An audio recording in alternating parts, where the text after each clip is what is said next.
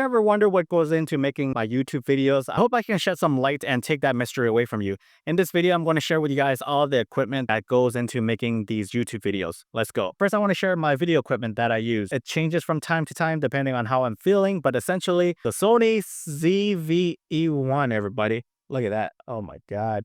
Now, the reason why I love this camera so much is, especially for filming YouTube content, is because of its autofocusing. In talking head situations, I can trust the autofocus to stick on my face. If I wanted to showcase a product, I can use the product showcase mode as well. Whenever I need to show gear, all I have to do is just put it in front of my face and the camera will pick it up. And once I'm done, I put it back down and the camera will be back to my face. The specs on the camera is also good because it can do 4K video up to 4K 120.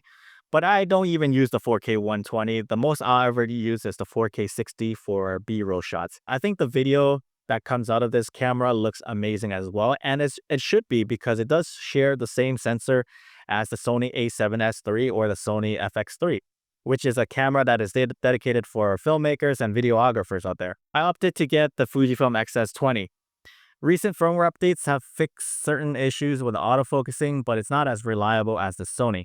I can confirm that Fuji's autofocusing is still shit. So why the Fujifilm X-S20? Because I had a lot of fun with the X-S10. I really love the X-S10. And I said it's one of the best Fuji cameras out there. I made so many review videos on the X-S10 professing my love about how this camera is just so good. And I know that the Fujifilm X-S20 would be a fun camera too, with all the updates and the improvements that this camera has, such as the improved grip, the bigger battery. This camera also has 4K 60. It does 6.2K open gate. So there are still great things in this camera. And once Fuji can get their autofocusing to be right, it will be the perfect camera for me. No real complaints than the complaints that you guys already know about. I'm filming this video on the Fujifilm X-S20 right now. So you tell me if the autofocusing is sticky or not. But saying that, I've used the X-S20 to film some of my YouTube videos before, and I really like it also. So if you're someone that is already invested in the Fujifilm system, it could be the perfect YouTube camera, content creation camera. Now again, like I said, the X-S20 does do 6.2K open gate, which is a feature that I love because then I can just cut my YouTube videos in like 9:16 vertical content a bit better than cutting it from like a 16:9 aspect ratio. It doesn't feel as tight.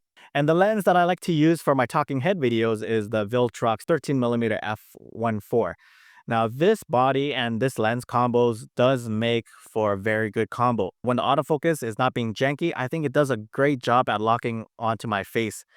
The reason why I use the 13mm f1.4 is because it's at a good focal length. And if I find that it's a bit wide, too wide for me, I can always zoom in the video, punch in the video by 5 to 10% with a 6.2K open gate. And it won't lose resolution. It won't lose that much resolution. And if you're seeing B-roll footage of the Fujifilm X-S20 or, product shots of the Fujifilm X-S20 right now, just know that I'm filming it on my Sony ZV-E1. The other reason why I film with this lens is for the 67mm filter thread size. Filter thread size is important because I use a teleprompter for my videos. I write down my script beforehand, and then I use the app that is on my smartphone along with this phallic-shaped remote controller to control the speed of my script. So that's how I'm doing it, guys. Now, if I mess up, I can just pause and scroll back up and start from where I left off. It does provide me with a few filter adapters so we can mount that to our lens and the other lenses that I got. Having a lens that is wide, that has a decent size filter for the Fujifilm system is key.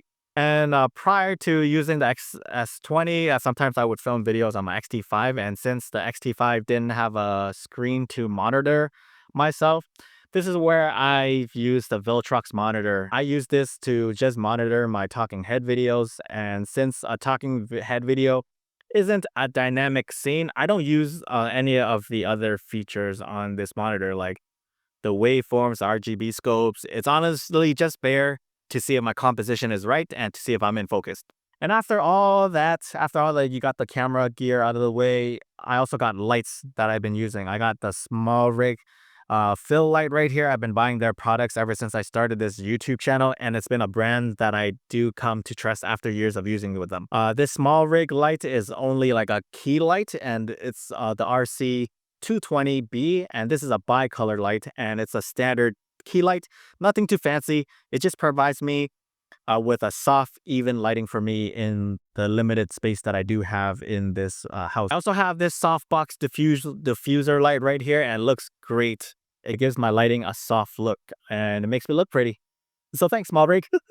And you probably see these like, colorful lights in the background and shit. This is what I use to get these colors in the background. I still use, this is what I used right here. I was using it to add a little bit of catch light in my eyes. But I would use this to change the colors in the background. See, this is purple, yellow, red. So it does all that, and I just lay it around the background for you guys to see. And I also have this big ass light right here. And this one's a little bit bigger than the Wii lights, but it also lasts longer. Look at this. It's like a freaking, look how, oh my God. Look at that. That's freaking cool. So I put this right here as well, So whenever I'm filming for a long time, I know I can trust these to go the distance. And again, I just use this to add just a little bit of pop of color into my background. I know some YouTubers make fun of these colorful backdrops, but I honestly love it. I really like colors, and I like how it can express like a certain type of mood.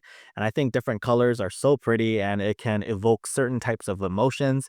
Now, because of my love for like, different colors, it does translate through my photography as well.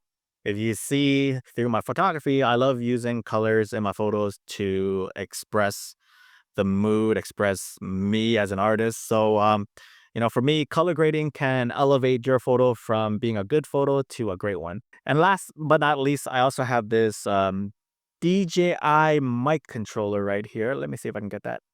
Get it right there with the little fuzzy rat tail. Oh my God. Uh, uh, uh. uh. Sorry. So I've been using this for some time now, almost a year, maybe a little bit more than a year now.